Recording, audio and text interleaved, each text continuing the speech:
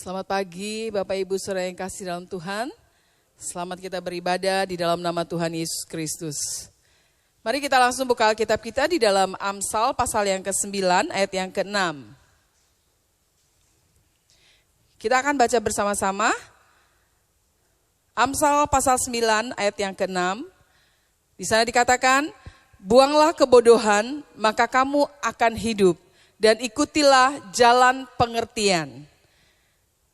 Bapak Ibu sering kasih, di masa-masa yang sukar ini, jangan kita menjadi orang yang bodoh. Siapa yang suka disebut dengan orang bodoh? Tidak ada yang suka kalau kita dipanggil bodoh atau kita diberi label bodoh atau apapun, orang memanggil kita dengan sebutan bodoh. Arti kata bodoh sendiri, saudaraku, itu adalah orang yang tidak mudah memahami, tidak cepat mengerti, tidak berpengetahuan. Atau dengan kata lain sering dikatakan tidak berpendidikan.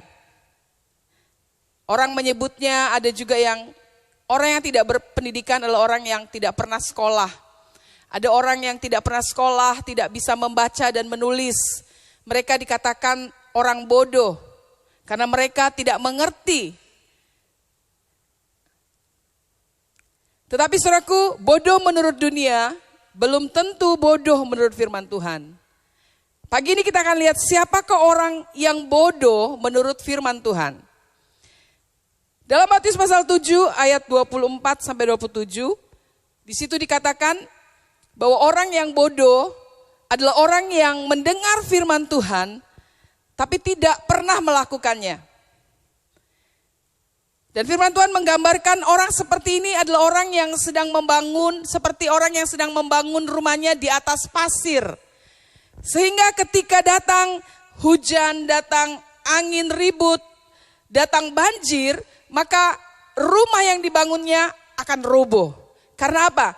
Karena dia membangun di atas dasar pasir. Inilah keadaan orang-orang yang mendengar firman tetapi tidak pernah melakukannya. Berapa banyak orang-orang Kristen yang suka dengar firman,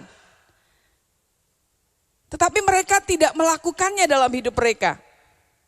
Firman Tuhan hanya sekedar pengetahuan, hanya membuat dia pandai berbicara, pandai menasihati orang, tetapi dia tidak melakukannya dalam hidupnya.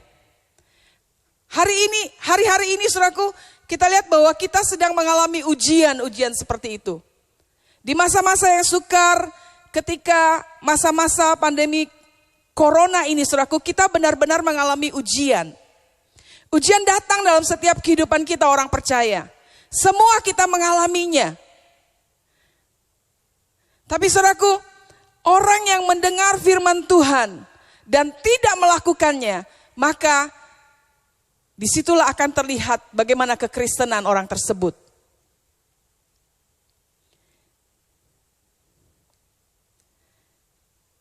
Efesus pasal 5 ayat 17, di situ juga mencatat, saudaraku, selain orang yang mendengar firman dan tidak melakukannya adalah orang yang bodoh.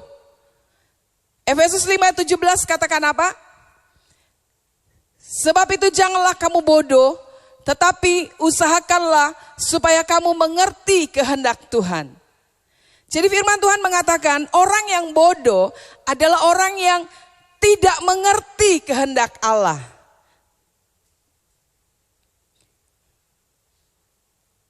Apa yang membuat orang itu menjadi bodoh, saudaraku? Karena orang itu membangun hidupnya berdasarkan pikirannya sendiri, berdasarkan rencananya sendiri, berdasarkan apa kata orang. Dia tidak membangun hidupnya di atas kehendak Allah. Dia tidak mencari sungguh-sungguh Tuhan dan bertanya kepada Tuhan apa yang harus dia lakukan. Apakah yang dia lakukan ini benar sesuai dengan kehendak Allah? Saudaraku, saya mengambil satu contoh di dalam 1 Tawari pasal 13. Di situ ada satu peristiwa yang terjadi dalam kehidupan Raja Daud. Pada waktu itu Daud telah menjadi raja di Yerusalem. Kemudian Daud mempunyai satu pikiran, saudaraku, pikiran yang sangat baik, rencana yang sangat baik mengenai tabut perjanjian Allah. Daud berpikir ketika dia sudah berada di Yerusalem, dia sudah mempunyai tempat yang layak, dia memikirkan tabut perjanjian Allah yang waktu itu berada di tempat yang lain. Itu sebabnya Daud memiliki satu rencana dan pikiran yang sangat baik sekali. Dia mau membawa tabut perjanjian Allah ini ke Yerusalem, di mana Daud akan menyediakan satu tempat buat tabut ini. Daud menyusun satu rencana dengan sangat baik, saudaraku. Dia mulai membuat satu kereta yang kuat, yang bagus, saudaraku, untuk mengangkat tabut perjanjian ini. Coba kita lihat dalam 1 Tawari pasal 13, apa yang terjadi, saudaraku? Niat Daud sangat baik dan dia menyiapkan semua itu. Dia menyiapkan para penari yang memuji-muji Tuhan di dalam membawa tabut perjanjian ini. Tetapi saudaraku, ketika tabut ini diangkat, dinaikkan ke dalam kereta, diangkut dengan kereta yang sudah dipersiapkan oleh Daud, suatu saat kereta ini tergelincir, saudaraku. Karena kereta ini tergelincir dan tabut itu hampir jatuh, tiba-tiba seorang yang bernama Uza, saudaraku, mencoba untuk menyelamatkan tabut ini. Dan dia berusaha untuk memegang tabut perjanjian yang akan jatuh ini. Uza ini mempunyai satu maksud yang sangat baik supaya tabut ini tidak jatuh, saudaraku. Sehingga dia menyentuh tabut perjanjian itu. Tetapi apa yang terjadi, saudaraku? Alkitab memberitahu kepada kita bahwa bangkitlah murka Tuhan terhadap Uza dan ia membunuh dia. Dan karena Uza telah mengulurkan tangannya kepada tabut itu, maka pada saat itu juga Uza mengalami kematian. Saudaraku, hal ini sangat mengagetkan Daud. Dan ayat yang selanjutnya dikatakan ayat 11, Daud menjadi marah kepada Tuhan. Daud marah kepada Tuhan karena Daud berpikir dia melakukan hal yang baik. Dia merencanakan yang baik. Semua ini baik. Tetapi kenapa Tuhan marah dan membuat akhirnya Uza ini meninggal, mati pada saat itu juga.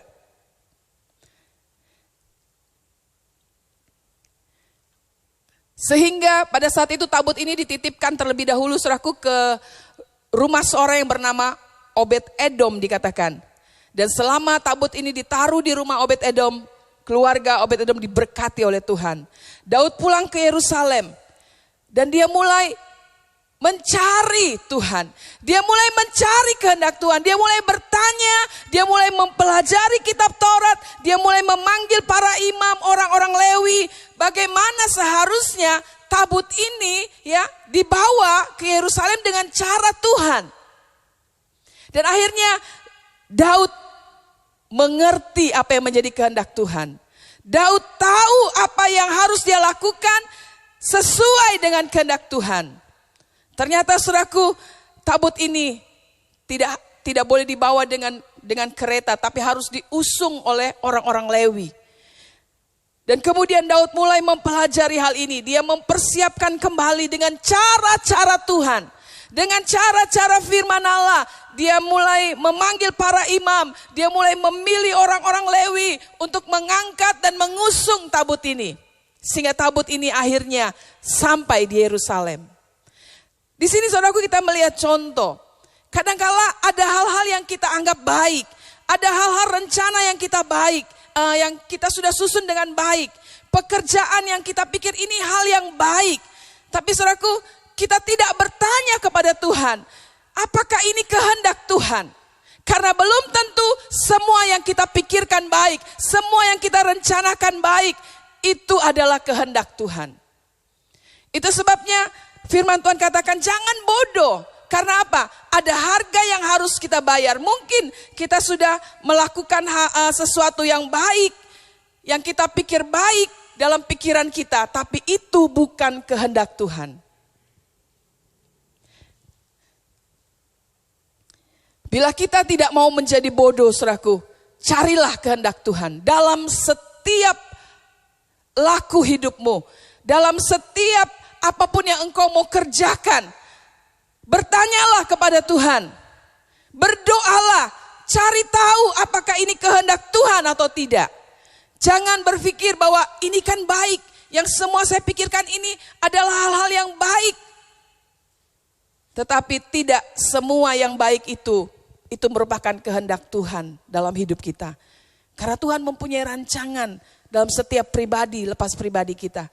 Dan Tuhan ingin rancangan itu terjadi dalam hidup kita. Orang yang bodoh, selain itu saudaraku, dikatakan dalam 1 Petrus 1 ayat 14, adalah orang yang hidup di dalam hawa nafsu. Kita buka dalam 1 Petrus 1 ayat 14. Hiduplah sebagai anak-anak yang taat dan jangan turuti hawa nafsu yang menguasai kamu pada waktu kebodohan. Jadi orang yang bodoh adalah orang yang hidupnya di dalam hawa nafsu, dalam kedagingan ya. Kita belajar kemarin minggu yang lalu, orang yang dipimpin oleh daging, bukan oleh roh. Melakukan hal-hal yang hidup lama, hal-hal yang bersifat daging dikatakan. Nah, orang yang hidup menurut hawa nafsu itu adalah orang yang bodoh. Karena dia tidak pernah berpikir panjang. Dia tidak pernah berpikir resiko yang harus dia hadapi ketika dia hidup menuruti hawa nafsu. Dia hanya berpikir yang penting saat itu senang, yang penting saat itu enak, yang penting saat itu dia mendapatkan apa yang dia inginkan. Tanpa dia mau memikirkan resiko yang dia harus terima ketika melakukan hidup di dalam hawa nafsu. Banyak anak-anak muda yang menuruti hawa nafsu mereka. Hidup dengan sembarangan. Akhirnya apa? Orang tua sudah mengkuliahkan jauh-jauh ya. Pergi ke luar kota dengan biaya yang cukup besar. Mereka melakukan kehidupan yang dipenuhi dengan hawa nafsu. Hidup malam-malam cuma kumpul-kumpul ya di kafe-kafe, duduk-duduk.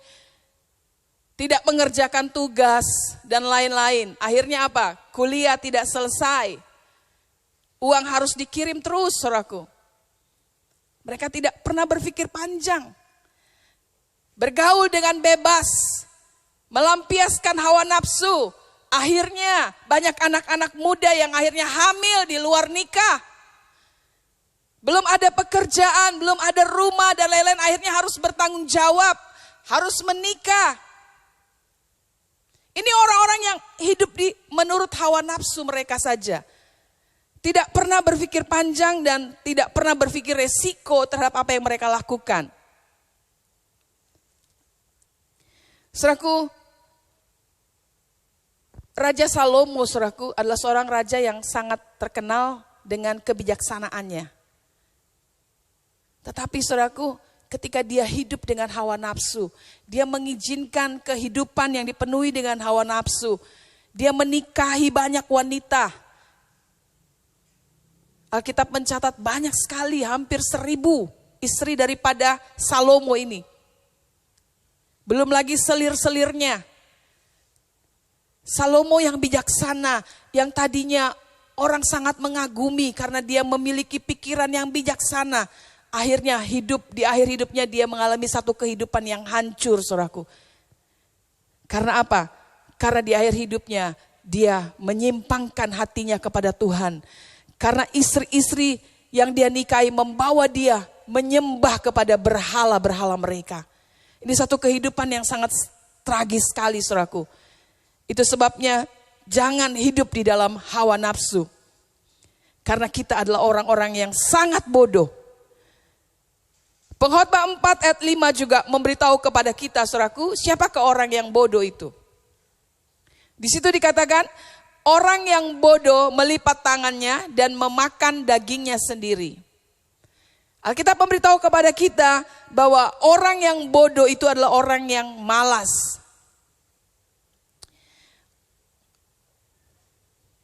Orang malas, saudaraku, dia tidak mau mempersiapkan diri untuk masa depan. Dia tidak mau capek. Dia tidak memberi yang terbaik dalam segala sesuatu yang dia lakukan. Dia tidak memberi yang terbaik, cukup.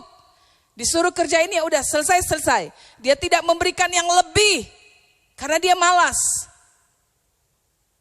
Seharusnya dia dapat memberi yang terbaik, tapi dia tidak lakukan itu. Saya lihat ada sering kali saudaraku, ada anak-anak yang sebenarnya cukup pintar. Tetapi karena malas saudaraku, seharusnya dia ulangan bisa dapat 100. Karena memang anak ini pintar. Tapi karena dia malas belajar ya. Tidak mau sungguh-sungguh belajar. Apalagi hari-hari ini saudaraku di rumah saja. Banyak anak-anak yang akhirnya terikat dengan game. Ya. Tidak suka belajar. Belajar online itu bisa lihat-lihat, bisa nyontek-nyontek ya. Apalagi dengar saudaraku, wah gak bakal ada anak yang tidak naik. Jadi santai ya. Ngapainlah belajar sungguh-sungguh, ngapainlah belajar ini pasti naik kelas. Pikirannya seperti itu. Jadi orang yang malas, dia tidak dapat memberikan yang terbaik. Padahal dia dapat, seharusnya dia dapat mendapat nilai yang baik, tapi akhirnya dia tidak mendapat nilai yang baik, hanya sedang-sedang saja. Mereka tidak mau bekerja lebih supaya dapat memiliki tabungan, saudaraku. Amat terlebih saudaraku di masa-masa yang sulit ini, orang yang malas saudaraku, mereka akan kekurangan. Inilah yang menguji kita.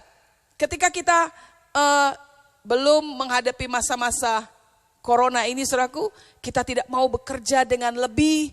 Ya, kita tidak mau melakukan yang terbaik, mencari ide-ide apa yang bisa kita lakukan. Supaya apa? Supaya kita dapat memiliki tabungan, apalagi yang sudah berkeluarga.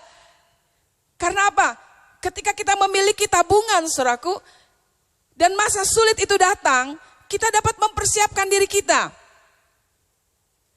Kita tidak cari ke sana kemari, ya, cari bantuan. Cari bantuan, di sana ada bantuan, kita lari supaya dapat bantuan. Karena apa? Karena kita tidak punya tabungan. Kita cari kemana-mana, ke keluarga, ke orang-orang yang kita anggap bisa membantu kita. Seperti orang pengemis, punya mental pengemis, minta sana, minta sini, saudaraku. Ini orang yang malas, karena apa? Karena dia tidak mempunyai tabungan. Karena dia tidak memiliki sesuatu yang dia persiapkan dalam hidupnya. Berbeda sekali saudaraku dengan orang-orang yang rajin. Ketika masa-masa seperti ini, masa-masa COVID-19 ini saudaraku, saya melihat sendiri ya. Ada orang-orang yang maksudnya dia bos, dia punya perusahaan, dia bos. Tapi karena masa COVID ini, perusahaan, kantor-kantor mungkin kan harus bekerja di rumah saja. Tetapi saya melihat orang yang rajin, walaupun dia bos, walaupun dia pengusaha yang sudah banyak duit, tapi karena dia rajin, saudaraku, gaya hidupnya rajin, itu di rumah ada saja yang dikerjakan. Timbul saja ide apa yang bisa dibuat untuk masa-masa seperti ini. Istri-istri mereka mulai mengembangkan hobi mereka, ya, ada yang bisa membuat makanan-makanan, sayur-sayur dan lain-lain, menanam sayur-sayur, ya, lalu dijual online. Dan akhirnya mereka tetap dapat mendapatkan penghasilan di masa-masa yang sukar ini. Karena apa? Karena mereka rajin. Ada saja yang mereka dapat olah ketika apapun yang dijumpai oleh tangan mereka, itu dapat diolah menjadi sesuatu. Itu orang yang rajin. Tapi orang yang malas, saudaraku, ya tidur saja, sebentar lagi bangun tidur lagi, ya kan?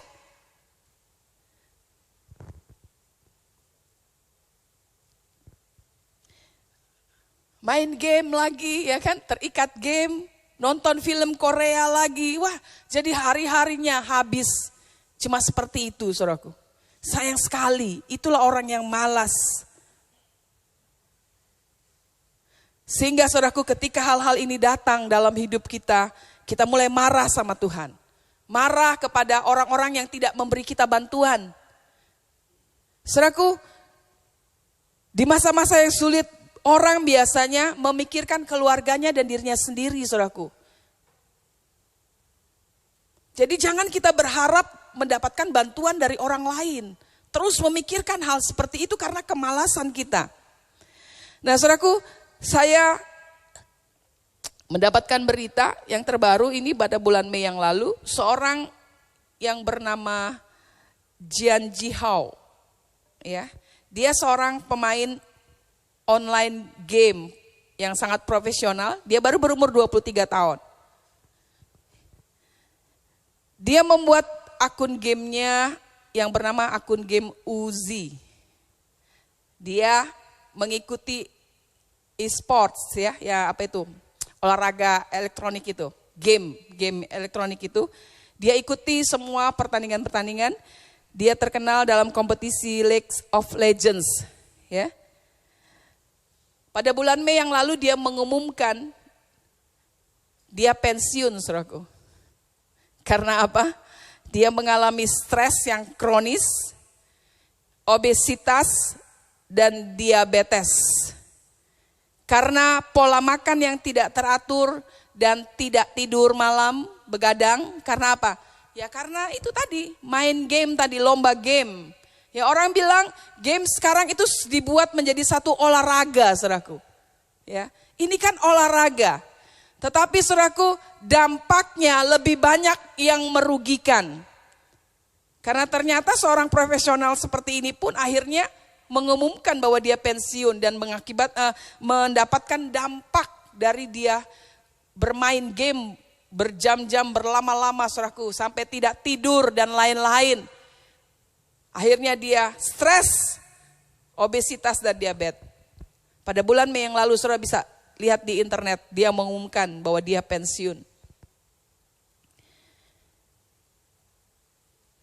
Kemalasan, saudaraku, itu membuat kita melipat tangan dikatakan, dan akhirnya apa? Memakan daging sendiri. Tidak ada yang bisa dimakan lagi, saudaraku, karena kemalasannya. Akhirnya dia memakan dagingnya sendiri. Mengorbankan keluarga, anak-anaknya. Selain itu, apa yang dikatakan oleh Alkitab tentang orang bodoh? Dalam Matius pasal 25 ayat 1-13, saudaraku, orang yang bodoh adalah orang yang tidak berjaga-jaga dalam menantikan kedatangan Yesus yang kedua kali. Dalam Matius pasal 25 itu, saudaraku, diceritakan tentang perumpamaan 5 gadis yang bodoh dan 5 gadis yang bijaksana. 5 gadis yang bodoh ini, saudaraku, mereka tidak membawa persediaan minyak yang lebih untuk pelita mereka. Padahal mereka sudah tahu bahwa mempelai laki-laki itu datang, ya, pasti datang, tetapi tidak memberitahu waktunya, jam berapa. Yang terpenting mereka harus siap, kapan saja mempelai laki-laki itu bisa datang, mereka sudah siap. Itu sudah diketahui oleh para gadis yang akan menyambut mempelai laki-laki ini. Mereka sudah tahu persis bahwa mempelai laki-laki ini akan datang, tetapi tidak memberitahukan jamnya. Sehingga mereka harus siap kapan saja mempelai laki-laki datang, mereka harus siap menyongsongnya. Tetapi saudaraku, gadis-gadis yang bodoh ini, mereka tidak membawa persediaan minyak untuk pelita mereka. Sehingga ketika mempelai laki-laki itu datang, pelita mereka sudah padam. Dan mereka harus mencari minyak lagi, saudaraku, untuk membeli. Supaya pelita mereka menyala. Saudaraku, saya ingin ingatkan bahwa kedatangan Yesus yang kedua kali adalah sesuatu yang pasti. Sebagai orang-orang yang percaya kepada Tuhan, sebagai pengikut-pengikut Kristus, kita tahu persis bahwa kita sudah hidup di akhir zaman. Saudara pasti tahu bahwa kita sedang hidup di akhir zaman, di masa-masa yang sukar, yang sedang kita hadapi hari-hari ini. Itu sedang kita alami. Bahkan kita tahu persis Tuhan memberitahukan kepada kita tanda-tanda kedatangannya. Sebelum dia datang kembali ke dalam dunia ini, dia memberitahukan tanda-tandanya dengan jelas. Dan kita tahu persis juga apa tanda-tanda itu. Seperti halnya, saudaraku, selama masa COVID-19 ini kita selalu disosialisasikan tentang apa? Tanda-tanda orang yang terkena COVID, ya kan? Kalau cuma bersin sedikit, jangan langsung ke rumah sakit, katanya. Istirahat saja, minum obat. Kalau tandanya bersin, tambah demam lagi, tetap jangan panik. Dikasih tahu tanda-tandanya jelas. Nah saudaraku, kita juga diberitahu tanda-tandanya jelas. Saya yakin dan percaya Bapak Ibu yang setiap waktu datang beribadah kepada Tuhan, membaca firman Tuhan, sudah tahu persis bahwa kita hidup di akhir zaman. Tanda-tanda kedatangan Tuhan sudah nyata, sudah terjadi pada zaman kita sekarang ini.